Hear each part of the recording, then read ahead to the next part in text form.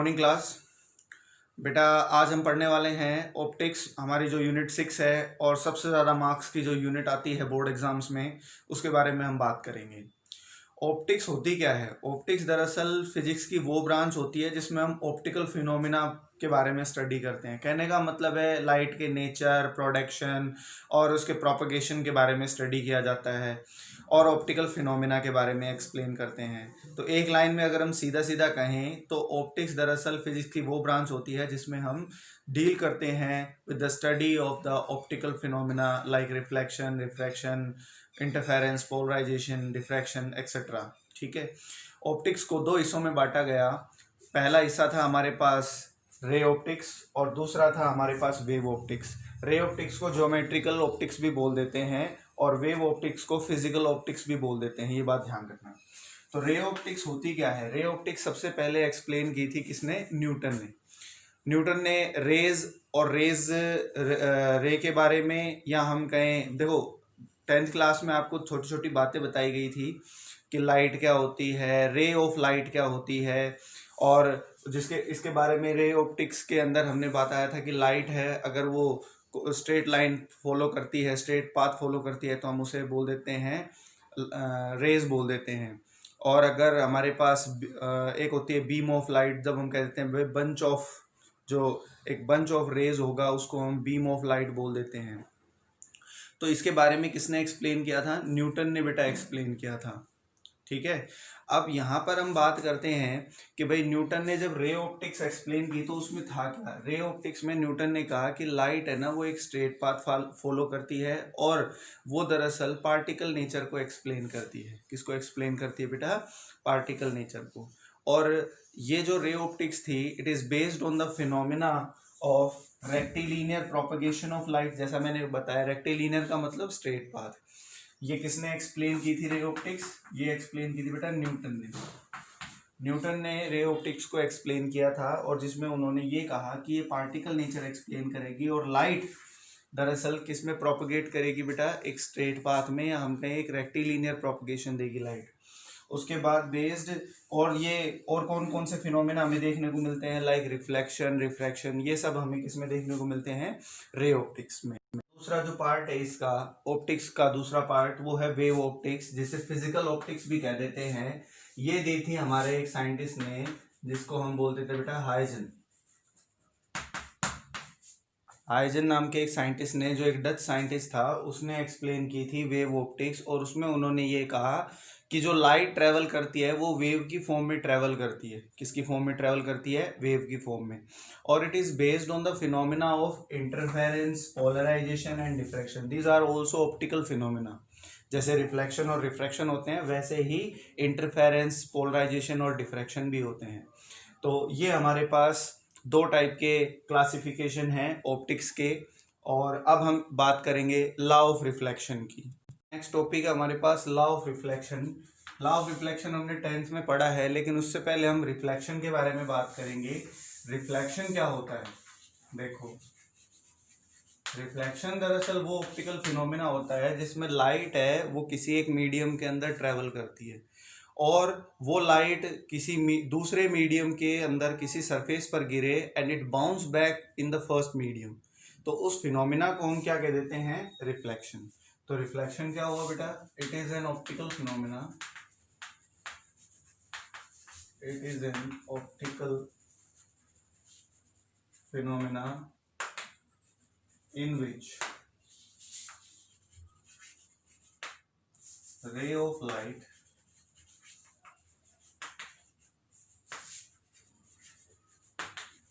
is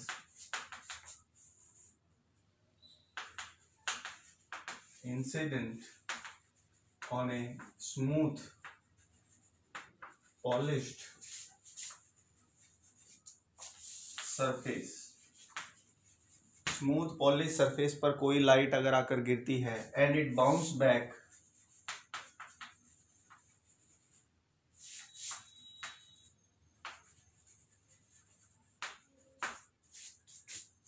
in same medium.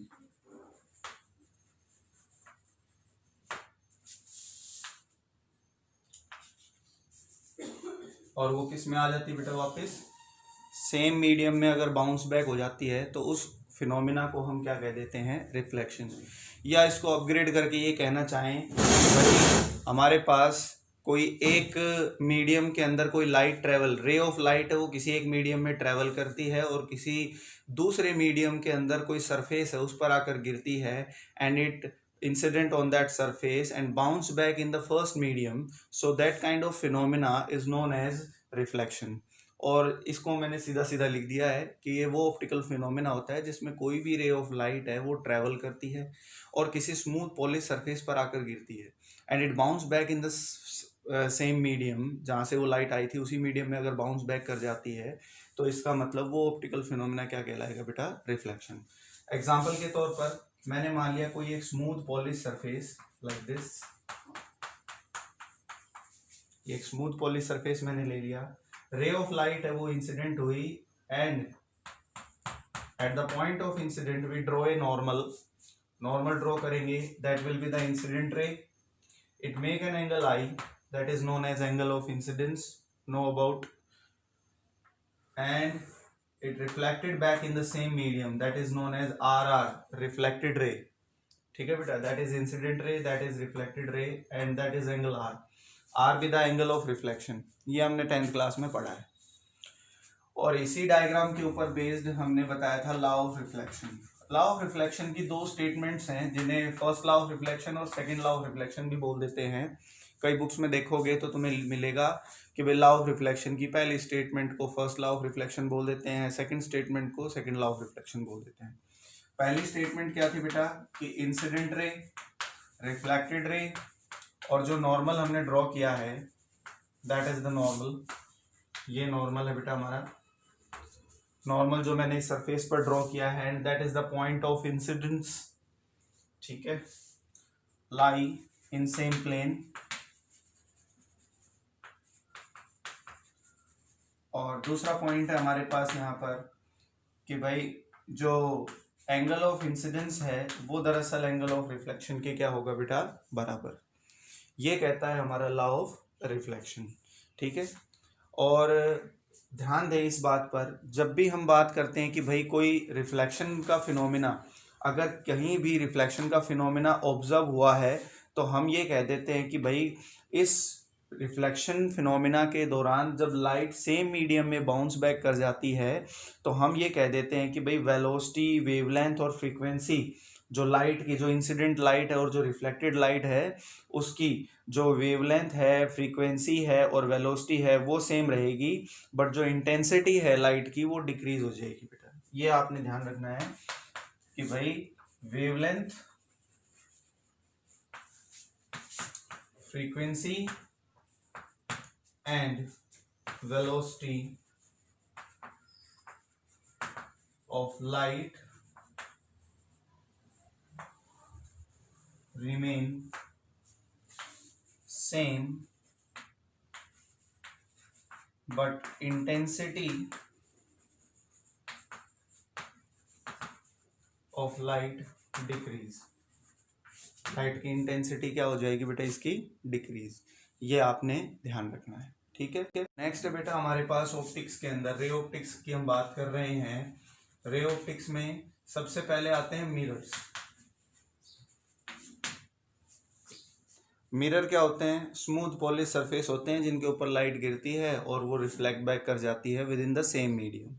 लेकिन जो mirror होते हैं वो हमारे पास कितने टाइप के होते हैं, मिरर होते हैं बेटा दो टाइप के हमारे पास।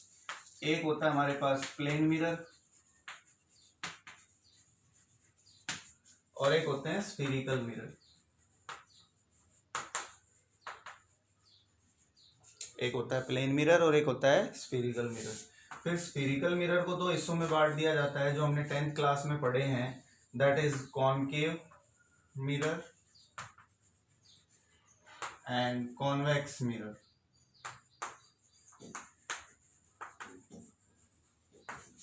एक कॉनकेव मिरर और एक हमारे पास क्या आ गया बेटा, कॉन्वेक्स मिरर।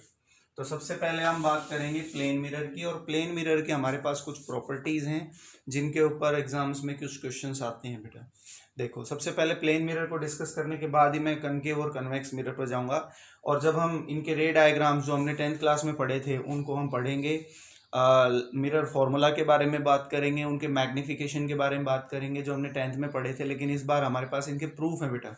डायग्राम तो आपको याद होनी चाहिए जो आपको 10th क्लास में पढ़ाए गए थे, लेकिन उसके साथ साथ 2-4 बातें और हैं वो भी आपको पता होनी चाहिए। इनके प्रूफ वगैरह और आ जाते हैं 12th क्लास में, बस इतनी सी बात है। ठीक है, देखो बहुत आसान सी चीज़ है। नेक्स्ट है बेटा टॉपिक हमारे पास properties of plane mirror. Plane mirror की प्रॉपर्टी क्या क्या होती है 10th क्लास में बताई गई थी। पहली प्रॉपर्टी है कि प्लेन मिरर हमेशा वर्चुअल इमेजेस बनाते हैं, और इमेज का जो साइज होगा वो ऑब्जेक्ट के साइज के बराबर होगा। ठीक है, क्योंकि हम भी जब भी प्लेन मिरर के अंदर, जब भी हम सुबह मिरर देखते हैं, मिरर में जब हम अपने राइट हैंड को देखते हैं तो मिरर में वो कैसा नजर आता है, लेफ्ट। इसको हम बोलते हैं लैटरल इन्वर्जन। क्या बोलते हैं, लैटरल इन्वर्जन। और इसका मतलब ये हमें बताता है कि प्लेन मिरर के अंदर जो इमेज बनी है वो लैटरली इन्वर्टेड है। ठीक है, तो फर्स्ट है प्लेन मिरर ऑलवेज फॉर्म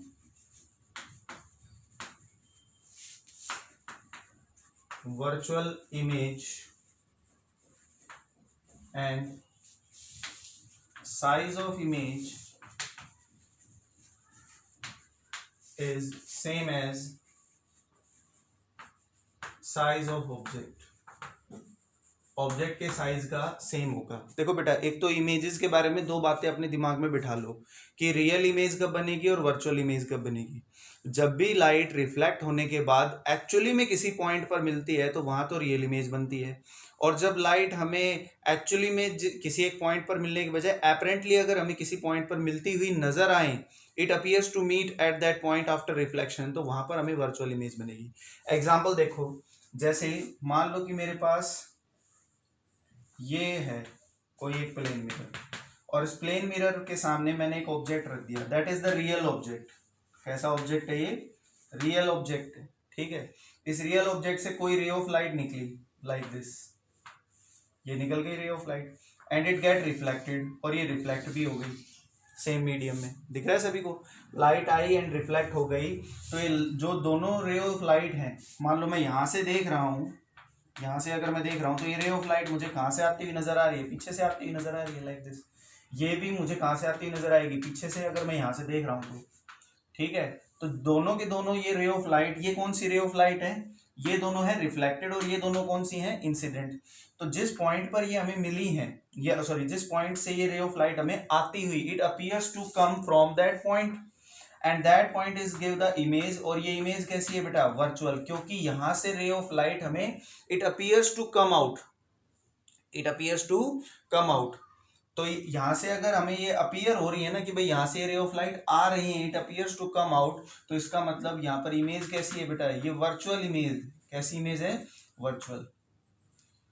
ठीक है, तो जहां पर रे ऑफ लाइट एक्चुअली में मीट करेगी वहां पर तो हमें रियल इमेज बनेगी, और अगर रे ऑफ लाइट है इट अपीयर्स टू मीट या it appears to come out that from that point, that means वहां पर हमें कैसी इमेज मिल रही है, वर्चुअल इमेज मिल रही है। जैसे एग्जांपल के तौर पर ये ले लो दूसरा एग्जांपल।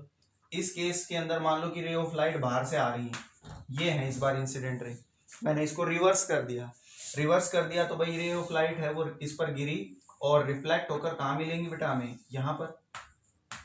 इस बार ये रे ऑफ लाइट प्लेन मिरर के ऊपर गिरी है, लेकिन it actually meet at a point, and that point is known as real image.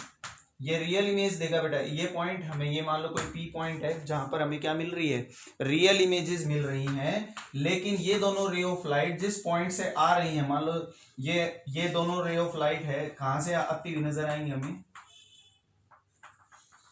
यहां, that is known as virtual object. ये एक वर्चुअल ऑब्जेक्ट है जहां से ये रे ऑफ लाइट हमें आती हुई नजर आएंगी। समझ में आई मेरी बात, ये है बात तो ही हमारे पास इस प्लेन मिरर के अंदर इन दो बातों को समझाने की कि भाई रियल इमेज और वर्चुअल इमेज बनती कैसे हैं। ठीक है बेटा, इसकी तो हमें कोई इतनी नीड नहीं है। जो पॉइंट हमारा पहली प्रॉपर्टी वो ये कहता है कि भाई जो इमेज होगी वो वर्चुअल होगी और ये हमेशा सेम साइज्ड होगी। ठीक है, सेम साइज होगी, तो इसका मतलब क्या हुआ वो समझो।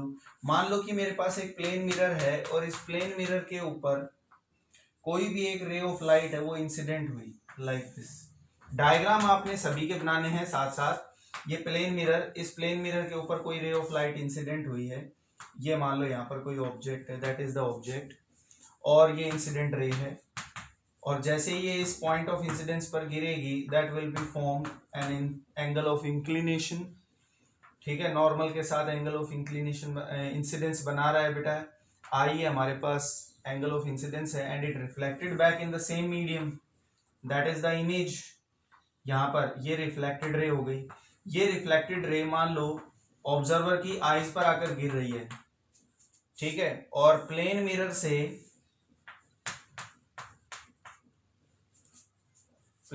से जब ये रिफ्लेक्टेड रे ऑफ लाइट आकर इस पर गिरेगी तो होगा क्या, ये रे ऑफ लाइट जो रिफ्लेक्टेड रे ऑफ लाइट है ये ऑब्जर्वर को कहां से आती हुई नजर आएगी, it appears to come from a point and that point give the image, that point give the image, ये इमेज यहां देगी। जितनी हाइट के ऊपर हमारा ये ऑब्जेक्ट है, ये height that will B H, ये मान लो हाइट क्या है बेटा एच, जितनी हाइट पर ऑब्जेक्ट है उतनी हाइट पर क्या होगा हमारा इमेज।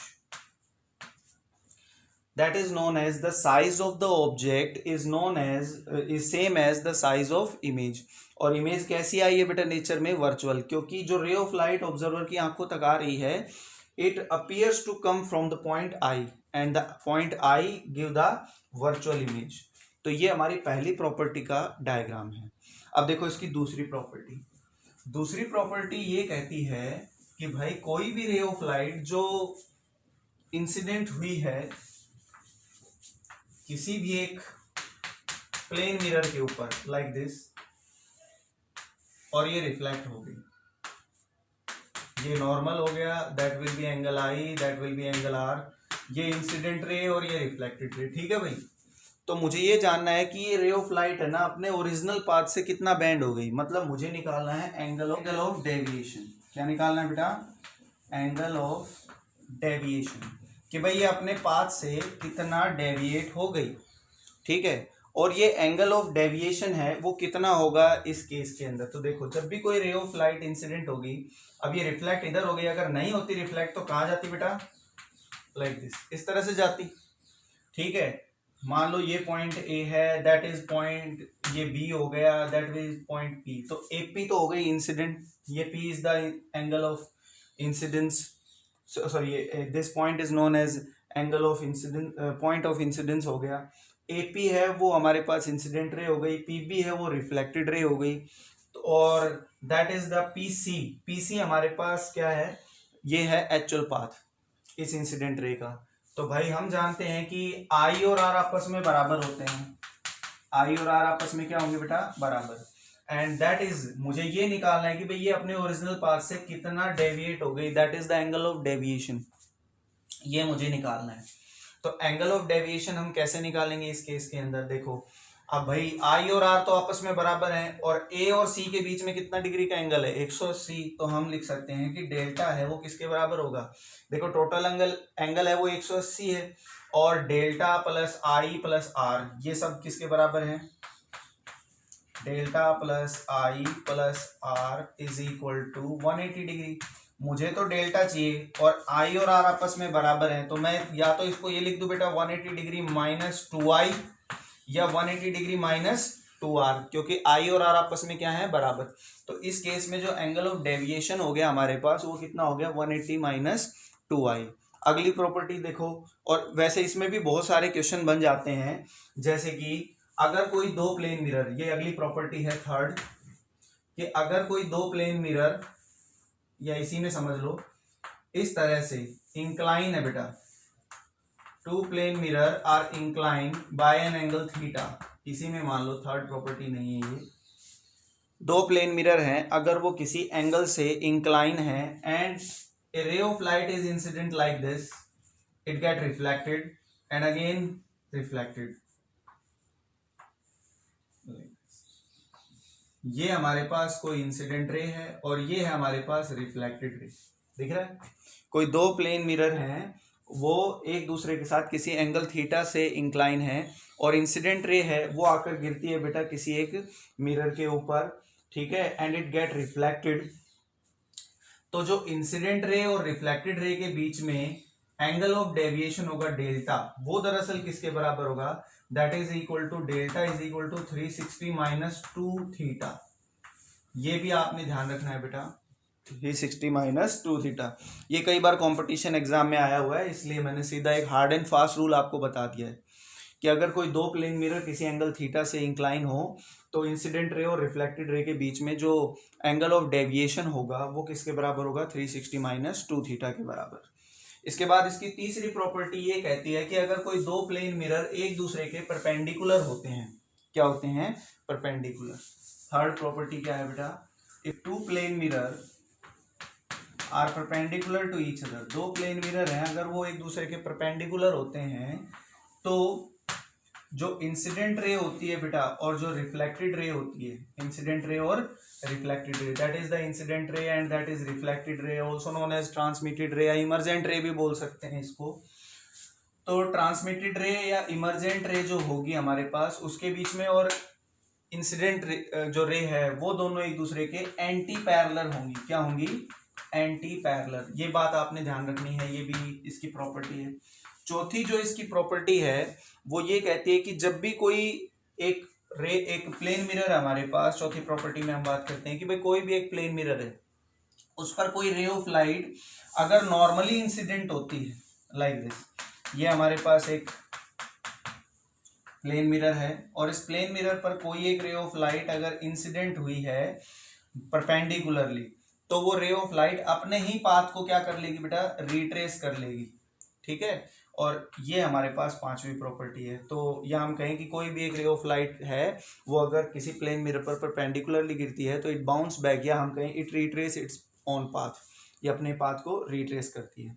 अगली प्रॉपर्टी देखो इसकी, पांचवी प्रॉपर्टी क्या कहती है, पांचवी प्रॉपर्टी ये कहती है कि भाई हमारे पास अगर कोई एक प्लेन मिरर है और इस पर आकर कोई बेटा रे ऑफ लाइट गिरती है इंसिडेंट परपेंडिकुलरली, कैसे गिर रही है, परपेंडिकुलरली गिर रही है, तो हमें पता है कि ये अपने पाथ को क्या कर लेगा बेटा, रिट्रेस कर लेगा। लेकिन अगर मान लो कि ये प्लेन मिरर पहले यूं रखा हुआ था और अगर ये अपने पाथ से थोड़ा सा डिस्ट्रैक्ट हो जाए, किसी एंगल थीटा से रोटेट कर दे, हम इसको रोटेट कर देते हैं, लो जी, ये भी एक प्रॉपर्टी है, आपको ध्यान रखनी है बेटे कि कोई भी एक रे ऑफ लाइट अगर परपेंडिकुलरली गिर रही है और हम ये कह दें कि भाई जो इंसिडेंट रे है वो अगर नॉर्मली गिरती है तो अपने पाथ को रिट्रेस करेगी, लेकिन अगर मान लो वो मिरर है वो किसी एंगल थीटा से अगर मैं रोटेट कर दूं, इस केस में तो इंसिडेंट रे और रिफ्लेक्टेड रे के बीच में एंगल कितना है बेटा, 0, क्योंकि एक दूसरे को रिट्रेस कर रहे हैं, एक ही पाथ पर है। लेकिन अगर मैं प्लेन मिरर को किसी एंगल थीटा से अगर मैं रोटेट कर देता हूं तो वो पूछेगा कि इंसिडेंट रे और रिफ्लेक्टेड रे में कितने डिग्री का एंगल होगा। तो आपको ध्यान रखना है कि इंसिडेंट रे और रिफ्लेक्टेड रे के बीच में, जैसे ये हमारे पास रे ऑफ लाइट गिरी, यहां से मैंने एक नॉर्मल डाला, that is angle theta and that is angle theta, तो इंसिडेंट रे और रिफ्लेक्टेड रे के बीच में कितने डिग्री का एंगल होगा बेटा, 2 थीटा। ये इसकी पांचवी प्रॉपर्टी है। ठीक है, अगली प्रॉपर्टी, सभी प्रॉपर्टी को हम प्रूव भी कर सकते हैं, लेकिन हमारा मुद्दा प्रूव करने का नहीं है, आपको सिर्फ प्रॉपर्टी बताने का है कि भाई प्रॉपर्टी होती क्या है, इसकी कहाँ कहाँ हम इस तरह से यूज करते हैं, इसके डायरेक्ट रिजल्ट मैंने बताए हैं। तो ये आपको डायरेक्ट रिजल्ट की फॉर्म में याद रखने हैं कि अगर प्लेन मिरर के ऊपर दो प्लेन मिरर परपेंडिकुलरली रखे होते हैं तब क्या होगा, if the plane mirror will be rotated by some angle, then what is the angle between incident and reflected ray. तो ये आपको याद रखने हैं बेटा। ठीक है, एक प्रॉपर्टी बेटा ये भी आ जाती है हमारे पास, 6 प्रॉपर्टी है कि मान लो कि हमारे पास एक प्लेन मिरर है, ठीक है भाई, और इसके सामने हमने एक ऑब्जेक्ट रख दिया जो कि रेस्ट में है, ऑब्जेक्ट किस में है, रेस्ट में, and the mirror is moving with any speed of you. ठीक है बेटा, मैंने कहा कि भाई कोई मिरर है वो एक स्टेशनरी ऑब्जेक्ट के सामने रखा हुआ है, किसके सामने रखा हुआ है बेटा, एक स्टेशनरी ऑब्जेक्ट के सामने हमने एक मिरर को रखा और वो मिरर किसी वेलोसिटी u के साथ मूव कर रहा है टुवर्ड्स द मिरर। किस तरह मूव कर रहा है बेटा, towards the mirror, it moving with velocity u। तो जो इमेज है ना वो कितनी वेलोसिटी से इस मिरर में बनने लगेगी वो हमें बताना है। तो बेटा ये आपको ध्यान रखना है कि जब ऑब्जेक्ट रेस्ट में हो और इमेज ये मिरर है वो किसी स्पीड u के साथ मूव कर रही हो टुवर्ड्स द ऑब्जेक्ट, जैसे मैं, या फिर उल्टा भी कर सकते हैं, ऑब्जेक्ट मूव करे और मिरर को आप रेस्ट में कर दो, दोनों केसेस में सेम ही आंसर होगा। तो इमेज की जो स्पीड होगी बनने की वो कितनी होगी बेटा 2u। Image will be formed, या हम कहें image will be move with speed of 2u। Image कितनी स्पीड से बनेगी बेटा 2u की स्पीड से ये बनेगी, इस बात का आपको ध्यान रखना है। ठीक है, ये हमारी 6th प्रॉपर्टी है। इसमें एक क्वेश्चन और ये भी आ जाता है कि मान लो भाई मिरर है, वो उसके सामने एक ऑब्जेक्ट रखा है and object is moving with speed u towards the mirror. Object है वो मूव कर रहा है u स्पीड के साथ towards the plane mirror and image is also move with speed of u। Image भी u स्पीड के साथ मूव कर रही है और क्या नाम है, ऑब्जेक्ट भी u स्पीड के साथ मूव कर रहा है, या तो मिरर की तरफ या मिरर से दूर, कोई फर्क नहीं पड़ता कि ये टुवर्ड्स द मिरर है या अवे फ्रॉम द मिरर है, इस बात का ध्यान रखना है। ध्यान दो, पहले केस में मैंने कहा कि ऑब्जेक्ट स्टेशनरी है और मिरर मूव कर रहा है बेटा कितनी स्पीड के साथ u, तो इमेज है वो कितनी स्पीड से अप्रोच होगी, या हम कहें इमेज है वो कितनी स्पीड से मूव करेगी मिरर के अंदर, तो वो 2u स्पीड के साथ होगा। लेकिन अगर मैं कह दूं कि एक प्लेन मिरर के सामने जो ऑब्जेक्ट रखा है वो u स्पीड के साथ मूव कर रहा है, इट मूविंग टुवर्ड्स और अवे, एक ही बात है, कैसे भी ले लेना। Image is move also move towards the mirror and away from the mirror, एक ही बात है, कैसे ले लो। तो जो उनकी रिलेटिव स्पीड होगी, द रिलेटिव स्पीड,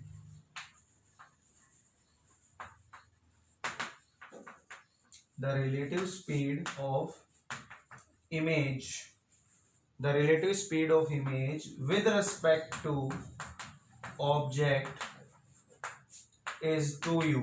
ये बात ध्यान रखनी है आपने, दोनों केसेस में आंसर क्या आया है इस बात पे ध्यान दो और कंडीशंस क्या हैं वो ध्यान दो। इसमें मैंने कहा कि ऑब्जेक्ट है वो रेस्ट में है तो, और मिरर है वो u स्पीड के साथ मूव कर रहा है टुवर्ड्स द ऑब्जेक्ट या अवे फ्रॉम। इसमें उल्टा भी ले सकते हैं, ऑब्जेक्ट को आप रेस्ट मूवमेंट में दिखा दो और मिरर को रेस्ट पे दिखा दो, तब भी आंसर इमेज का कितना आएगा। इमेज कितनी स्पीड से बनेगी बेटा 2u स्पीड से बनेगी। अगर मान लो मिरर एक जगह है और ऑब्जेक्ट u स्पीड के साथ मूव कर रहा है towards the mirror away from the mirror, एक ही बात है। So image is also move with the same speed u towards और अवे फ्रॉम द मिरर, एक ही बात है। अगर इसको अवे ले रहे हो इसको भी अवे ले लेना, इसको टुवर्ड्स इसको टुवर्ड्स, ठीक है। तो उस केस के अंदर हमारे पास जो रिलेटिव स्पीड होगी, relative speed of the image with respect to object, वो किसके बराबर आएगी बेटा 2u के बराबर आएगी। ठीक है, ये हमारी 6th प्रॉपर्टी है। बाकी प्रॉपर्टी हम कल बात करेंगे, कल डिस्कस करेंगे।